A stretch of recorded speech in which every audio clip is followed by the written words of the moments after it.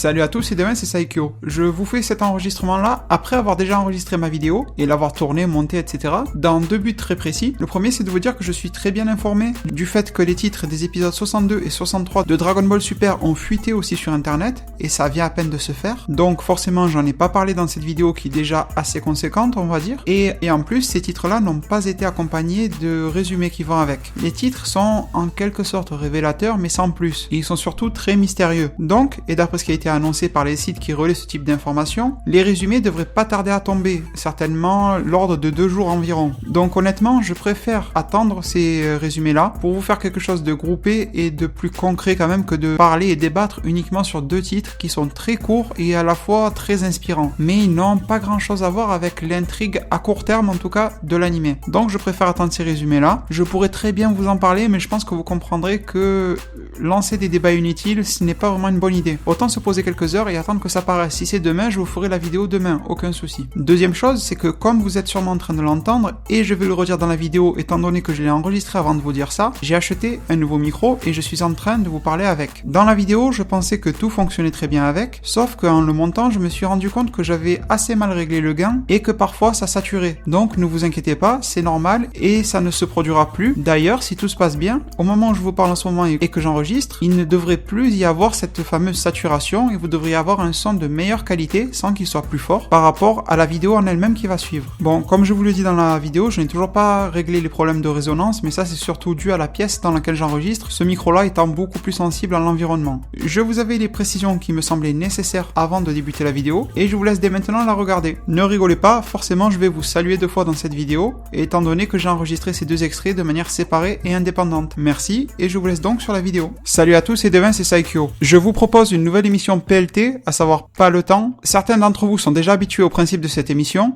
Pour ceux qui ne le sont pas, je vous rappelle que c'est une émission dans laquelle je viens vous parler très rapidement. Le but c'est d'être le plus réactif vis-à-vis d'une information, une news, des spoilers, enfin un peu ce genre de choses par rapport à la série, l'animé, le manga Dragon Ball. C'est aussi un type d'émission dans lequel le montage n'est pas la priorité mais la qualité de l'information que je vous apporte. Bien sûr, si vous voulez voir quelque chose de mieux monté, n'hésitez pas à aller voir mes autres vidéos, reviews, etc. Vous verrez que ce n'est pas la même chose. Ce n'est d'ailleurs pas le même temps de travail passé dessus. Mais ça n'empêche pas que mes idées sont tout de même réfléchies, bien qu'elles soient à chaud, un peu une sorte de réaction, mais ça permet d'échanger très rapidement et de vous apporter mes toutes premières idées vis-à-vis de ce qui vient de se passer, en plus de vous apporter une information nouvelle. Et aujourd'hui, si l'on se retrouve, c'est par rapport à des spoilers qui sont sortis vis-à-vis de l'animé Dragon Ball Super. C'est un scan d'une page issue du magazine V-Jump, magazine japonais dans lequel est normalement publié les chapitres mensuels de Dragon Ball Super, mais ainsi que des informations à propos de la série. Comme souvent, cette information-là nous est apportée par Gogeta AF sur sa page Facebook. Cette image-là, je vous l'affiche. Vous voyez qu'elle est tout en japonais, donc difficile de comprendre quelque chose. Les images ne révèlent rien en soi, et rien d'inédit visuellement en tout cas, mais on voit qu'il y a pas mal de texte. Ce texte-là, il a été traduit en anglais par Herms,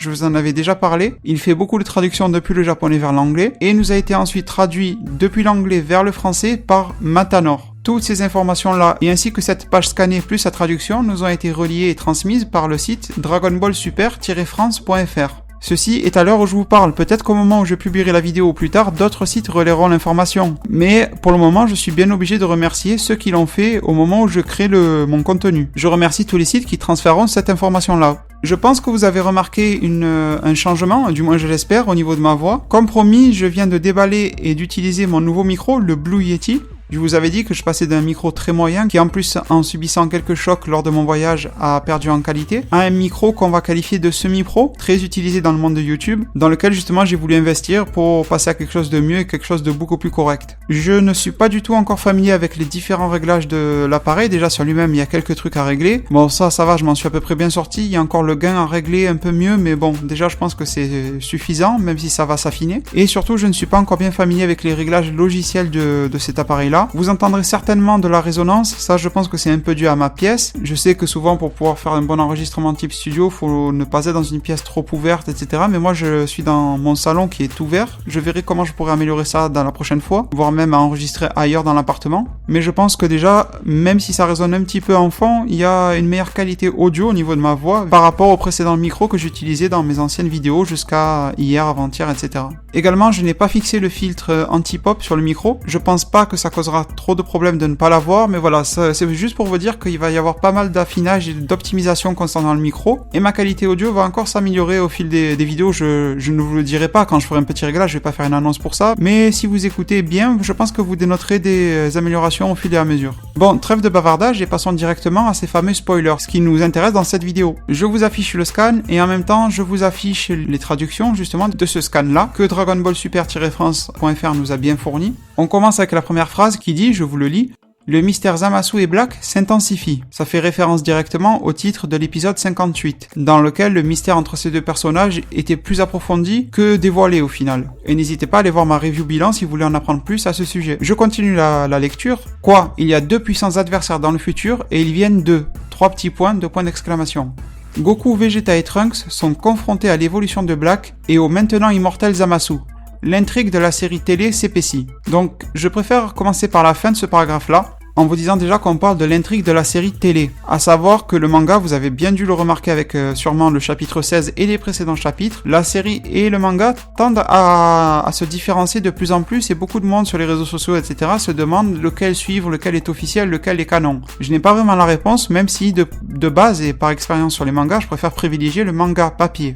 Après, libre à vous de juger quelle série est officielle. Peut-être que l'anime est officiel pour vous car il est diffusé avant, peu importe. Par contre, j'ai une petite théorie intéressante. Là, ce n'est pas de la divination, de la prédiction ou quoi que ce soit. C'est une théorie perso à laquelle j'ai pensé ce matin. C'est tout frais. Je me suis dit, pourquoi est-ce que l'anime et le manga ne seraient pas la présentation de 2 timelines différentes ? Et qu'au final, arrivé un moment, les deux se rejoignent et justement par le biais d'une révélation qui nous dira clairement que les deux étaient des timelines différentes et que les deux vont s'immiscer. Des personnages qui auraient pris des voies différentes vont s'immiscer dans l'animé et inversement. Des personnages ou des événements ayant eu lieu uniquement dans l'animé vont se produire dans le manga et le perturber énormément, justement car ce seront 2 timelines parallèles. Rappelez-vous qu'il y a la timeline de base qui correspond à la bague blanche dans la boîte de bagues pour voyager que détiennent les Kaioshin, mais que derrière il y a 4 autres bagues qui sont vertes, dont une qui renvoie vers la timeline de Trunks, les 3 autres vers d'autres timelines, mais on ne sait pas vraiment comment elles se sont déroulées. On a quelques éléments, surtout vis-à-vis de l'époque de l'arc de Cell. Il y en a une qui reste complètement mystérieuse, et les 2 autres, on a quelques bribes d'informations, mais on ne sait pas maintenant ce qu'elles sont devenues. Pourquoi est-ce que l'anime n'en serait pas une et le manga une autre? Étant donné que plus on avance, et plus il y a des incohérences entre ces 2 œuvres. Bon, bien sûr, je sais que vous pensez, et à très juste titre, que ça doit être certainement les maladresses et l'incompétence répétée de la Toei Animation vis-à-vis de l'anime qui fait qu'il est incohérent vis-à-vis du manga. Mais ça serait très intéressant et très surprenant qu'il y ait cette révélation finale et que l'on se dise, ah finalement ils étaient pas si cons que ça et ils nous ont bien surpris sur le coup.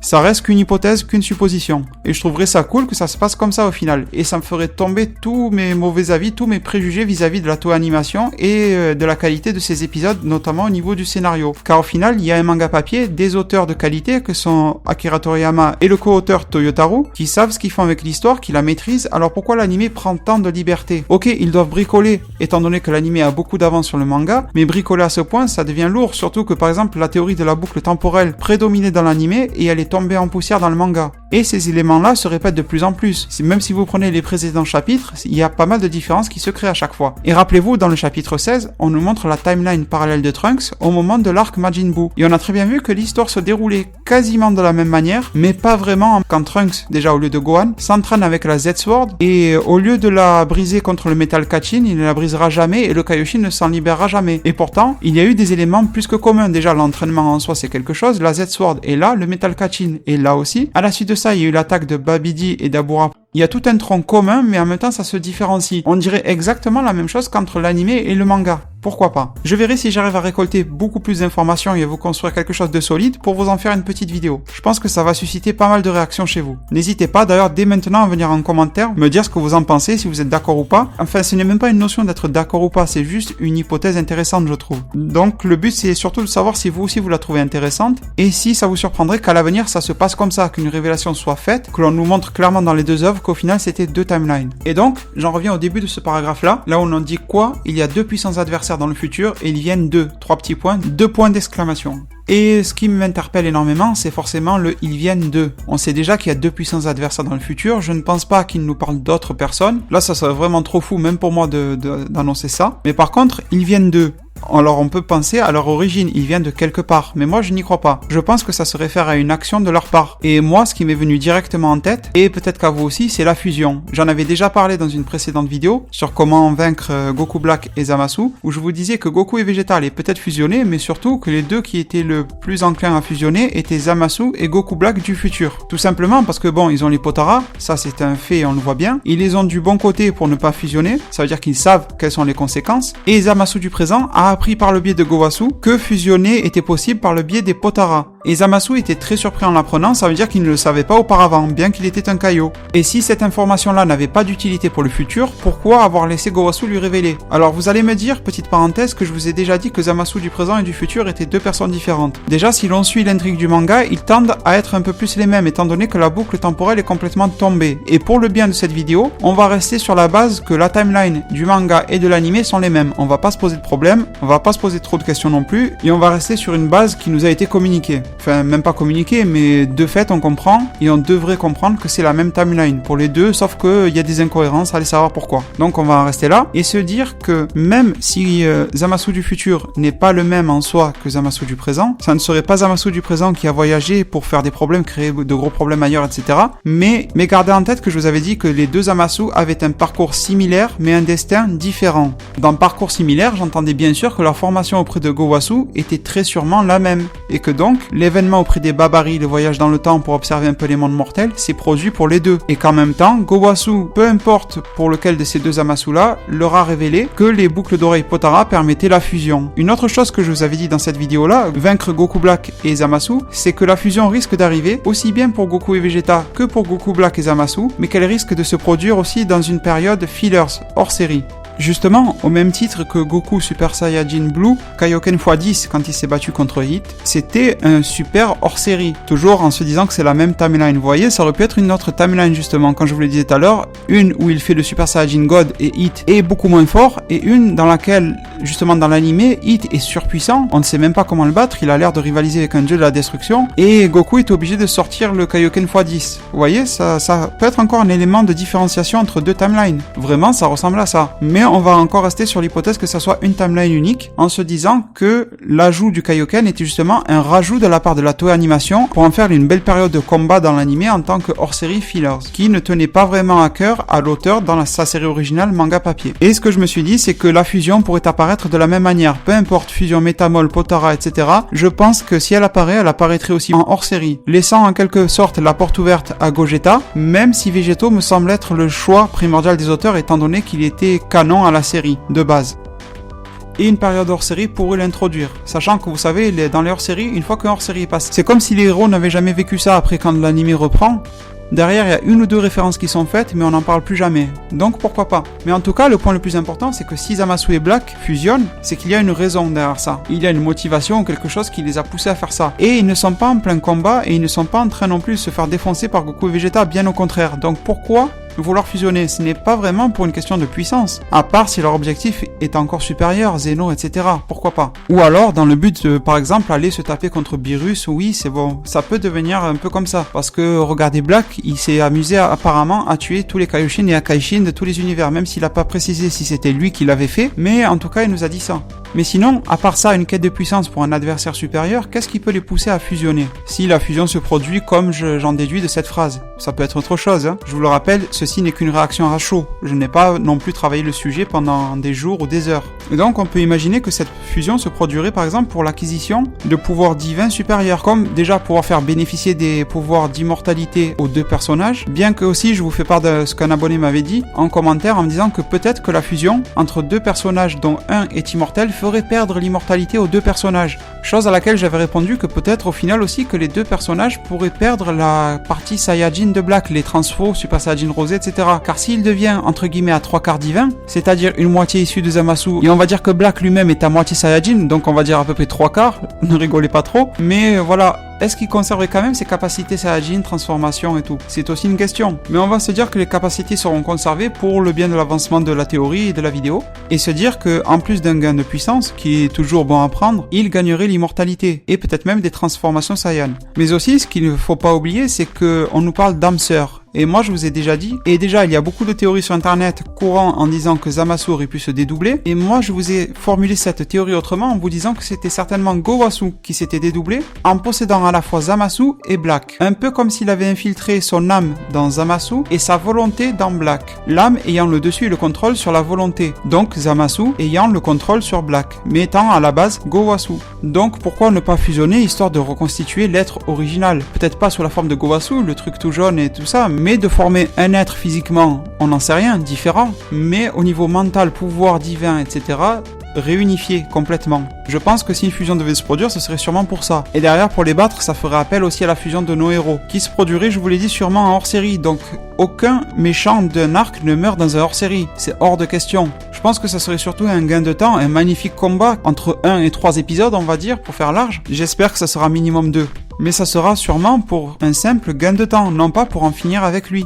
Je vous avais dit qu'il était très rare, surtout dans la série principale, que la fusion arrive à ses fins. Exemple de Végéto et Gotenks. Gogeta a réussi, mais dans un film, ce qui est très différent. Et dans la série des BGT, il a complètement foiré. Et justement, si j'ai attisé votre attention sur le fait de savoir comment vaincre Black, n'hésitez pas à aller checker cette fameuse vidéo où je détaille toutes les options en vous fournissant ma vision des choses concernant le dénouement. Comment battre un être imbattable qui pourrait même fusionner et devenir encore plus extraordinaire que ce qu'ils étaient déjà séparés. J'ai une solution et je vous la divulgue dans cette vidéo-là. Et donc, je poursuis l'analyse, j'ai passé pas mal de temps sur ça, mais c'est quand même un gros morceau. Et donc, on nous dit Goku, Vegeta et Trunks sont confrontés à l'évolution de Black et au maintenant immortel Zamasu. Ça correspond à peu près à ce qui s'est déjà passé dans la série. Black évolue sans cesse, Zamasu immortel, comment les vaincre? Bon, il n'y a pas de grande nouveauté là-dessus. On passe à la suite. Goku Black, Super Saiyan Rosé, ou Super Saiyajin Rosé. Il s'agit de la version Super Saiyan de Black. Sa puissance rivalise avec le Super Saiyajin God Super Saiyajin. Ils n'ont pas dit Super Saiyajin Blue, peu importe. Je pense que justement ils n'ont pas utilisé le mot Blue pour bien enfoncer le clou sur le mot divin, God.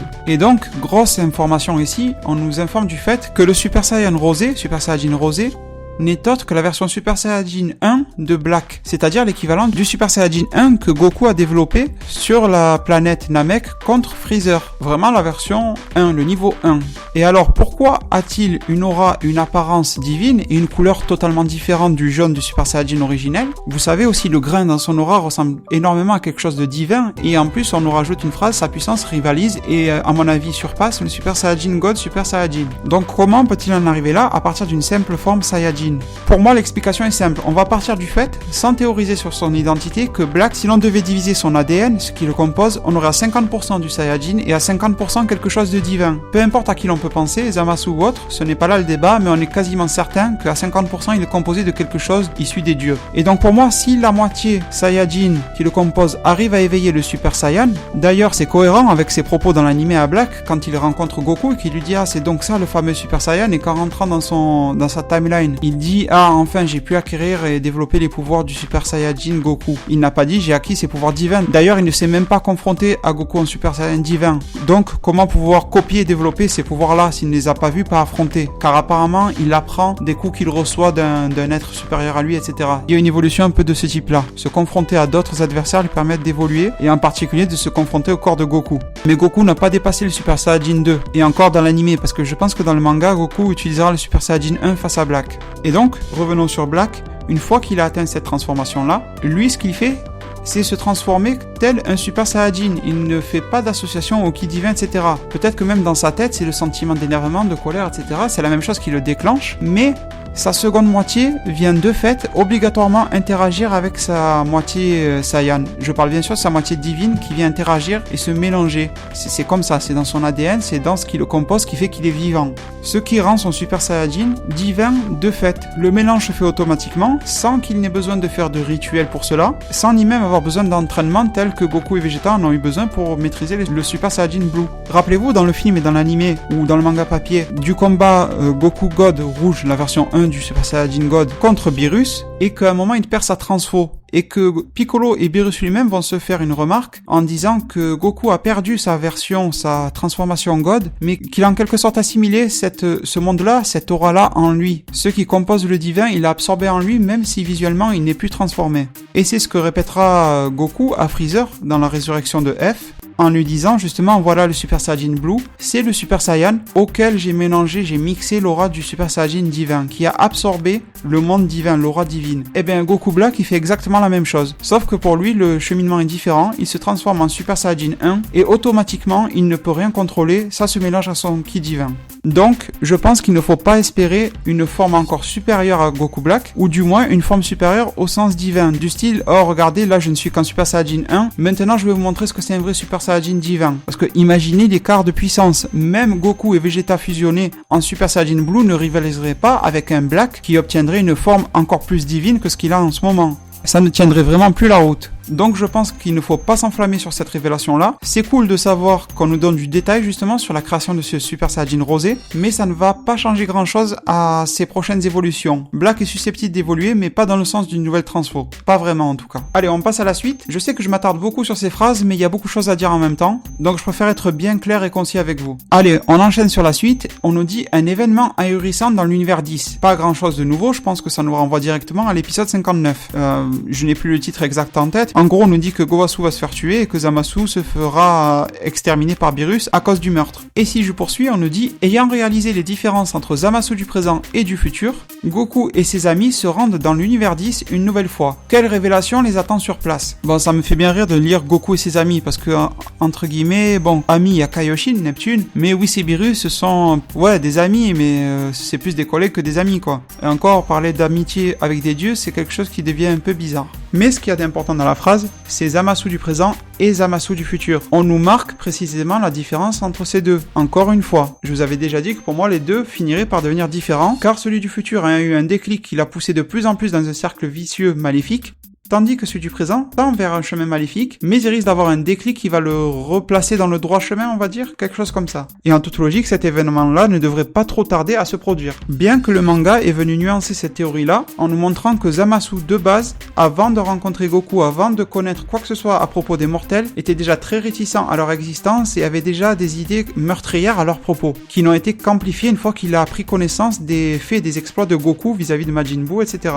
Et qu'il a dépassé les niveaux des dieux. Pourtant, il ne l'a pas affronté ni rencontré dans le manga. Vous voyez, il y a une grosse différence. Et on nous parle d'une révélation qui les attend sur place. Je ne pense pas que voir Zamasu tuer Gowasu soit une révélation. Il doit peut-être y avoir quelque chose de plus. Est-ce que déjà, on va apprendre quelque chose à propos de Gowasu qui révélerait quelque chose vis-à-vis du fait qu'il soit un peu le cerveau de l'histoire? Pourquoi pas? Mais je pense qu'il y a quelque chose qui va encore nous surprendre là-dessus.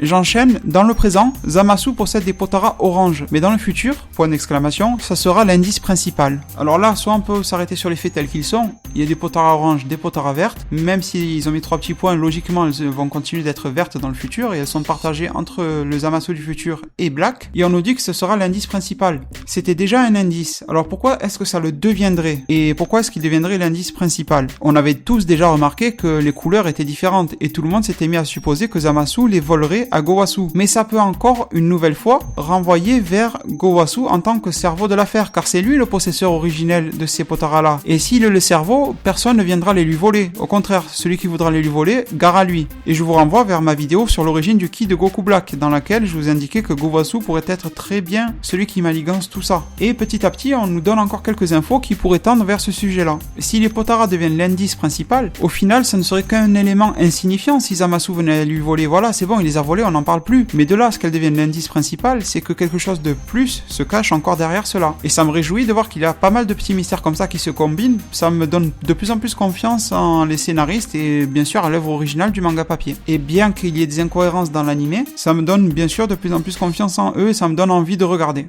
On peut toujours critiquer, mais voilà, il faut aussi avouer la vérité, ça me donne envie de regarder. On s'approche de la fin de ces spoilers, un peu moins intéressants, dans laquelle on nous parle des hypothèses de Whis. Ça fait référence, si je dis pas de bêtises, à l'épisode 58 et au dernier chapitre dans lequel Whis s'amusait à théoriser, à apporter des hypothèses. Vous voyez, je vous avais dit que les propos de Whis n'étaient pas des révélations, mais des hypothèses, car beaucoup de personnes, sur internet de manière générale, YouTube, forum, etc., pensent que quand Whis parle, il faut le prendre au pied de la lettre car c'est un dieu et qu'il connaît beaucoup de choses et qu'il a une meilleure capacité de réflexion et que c'est quasiment une révélation à intégrer de manière certaine.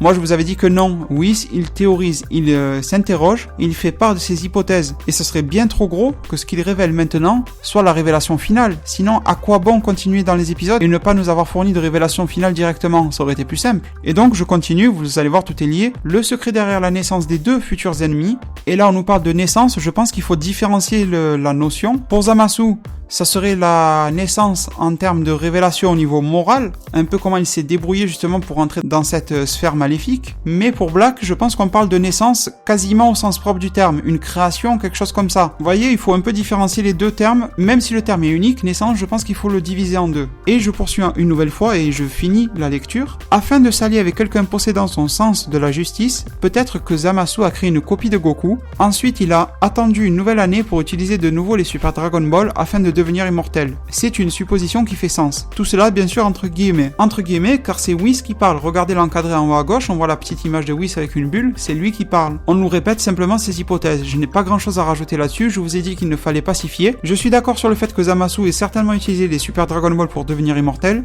sinon c'est difficile de l'être autrement, mais je ne pense pas qu'il ait attendu une année supplémentaire ou qu'il ait voyagé dans le temps d'un an plus tard, justement pour encore appeler le dragon et créer Goku. Ou du moins, s'il l'a fait, s'il est allé demander cela à Zarama, je pense que quelque chose n'a pas tourné rond et qu'il n'a pas pu le faire par le biais de Super Shenron. S'il a réinvoqué Super Shenron, c'était soit pour autre chose, soit pour demander la création de Goku, mais que ça n'a pas pu se produire comme ça et qu'il a dû se débrouiller autrement. Car ok, le titre de la série c'est Dragon Ball Super et que les Super Dragon Ball doivent être un peu au cœur de l'histoire et doivent servir à quelque chose, car on les avait oubliés depuis pas mal de temps, mais je pense qu'elles ne peuvent pas être les problèmes et les révélations en même temps de tout ce qui se passe. Ça n'a jamais été le cas dans Dragon Ball. En tout cas, n'hésitez pas à revenir dans les commentaires à propos de tout ça, à propos juste peut-être d'une phrase, d'un mot, quelque chose qui vous a intrigué. N'hésitez pas à me donner votre avis sur le fait qu'il puisse y avoir deux timelines différentes sans qu'on le sache, une dans l'anime, une dans le manga. Ça peut être intéressant en termes de révélation scénaristique et ça serait un peu du jamais vu, je pense. Du jamais vu au sens où les deux histoires viendraient ensuite à se compléter, à fournir des informations qui nous permettraient de mieux comprendre l'une et l'autre à chaque fois.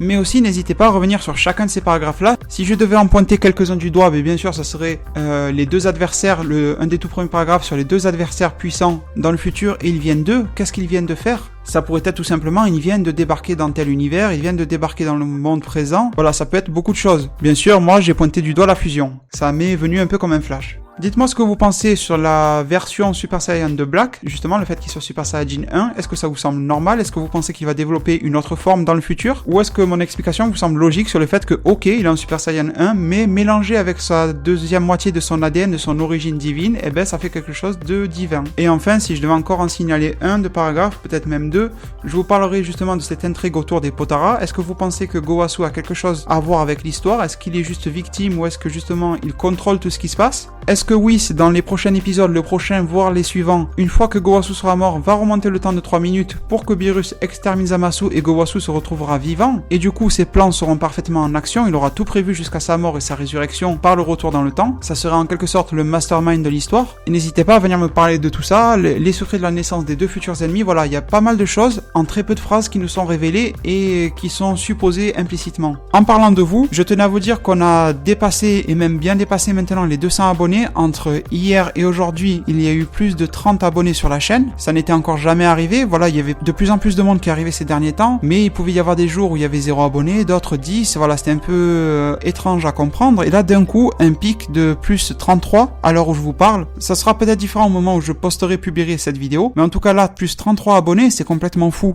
À chaque fois que je vous en parle, je suis sans voix. Voilà, je me demande vraiment concrètement comment vous remercier. C'est complètement fou. Vous êtes beaucoup à me laisser des commentaires très positifs. Bien sûr, vous me laissez aussi des commentaires pour me dire ce que je devrais corriger, améliorer, voilà comment je devrais un peu adapter les choses. Vous le faites de manière très correcte et voilà, je le prends bien sûr en compte et en considération dans la préparation de mes futures vidéos. Vous êtes aussi de plus en plus nombreux à venir me parler en privé, des messages privés, que ce soit Facebook, Twitter, et je suis bien sûr ouvert à ça. Je n'attends pas de vous que vous veniez seulement en commentaire, vous êtes libre. Si j'affiche mes réseaux sociaux, c'est pour que vous veniez m'y contacter. L'adresse email est là aussi pour ceux qui n'aiment pas trop les réseaux sociaux. Voilà, tout est complet et vous me dites et m'envoyez des choses qui me font vraiment plaisir à un point que vous ne pouvez même pas imaginer. imaginer, je pense. C'est un plaisir qui se renouvelle à chaque fois, aussi bien de voir que vous êtes de plus en plus nombreux à venir mettre des j'aime, à mettre des commentaires, à venir théoriser avec moi et entre vous sur la chaîne, ce qui est vraiment énorme. C'est déjà une petite communauté qui est en train de se créer et je ne m'attendais pas à avoir cet engouement-là. Bien sûr, plusieurs d'entre vous vont se dire « Oh, il parle pour rien parce que d'autres youtubeurs ont 60 000 abonnés, 100 000 ou 1 million, ce que vous voulez. » Mais ce n'est pas ça que je recherche et ce n'est pas la performance en termes de chiffres qui me rend heureux, c'est de vous voir arriver. Dès que je vois un seul abonné supplémentaire, une vue de plus, j'ai le sourire qui apparaît sur mon visage, vous voyez. Pourtant, une vue sur YouTube, c'est pas censé être grand chose, mais pour moi, c'est énorme. Et bien sûr, c'est en continuant comme ça, en continuant de partager, de mettre des j'aime, que la chaîne sera de mieux en mieux référencée. Car si vous ne le savez pas, c'est aussi votre interaction avec la vidéo qui fait qu'un youtubeur est propulsé. Ce n'est pas uniquement la qualité de ses miniatures ou de ses vidéos. Vous savez, YouTube, c'est un peu un robot et il ne peut pas savoir si votre miniature est belle ou si ce que vous dites est cohérent. C'est à vous de le lui faire comprendre, de partager pour qu'un maximum de personnes le voient, et ça, le robot YouTube le reconnaît, mais également, il voit si vous avez aimé ou pas la vidéo. Il voit en quelque sorte quel est votre engouement pour le contenu que je vous propose. Et à partir de ça, il va se décider ou non à mettre un peu plus en avant les vidéos que je publie vers plus de monde. Vous savez, dans les suggestions. Parce qu'à l'heure actuelle, je ne pense pas apparaître dans les suggestions de beaucoup de monde. Étant donné qu'il y a pas mal de monde qui a déjà du succès dans le secteur, que d'autres débutent aussi. Vous voyez, c'est un peu comme ça que ça fonctionne. Bien sûr, je ne suis pas là pour vous forcer la main, mais je sais que le système YouTube est un peu flou. Il l'est même encore un peu pour moi à l'heure actuelle. Mais en étant devenu créateur sur YouTube,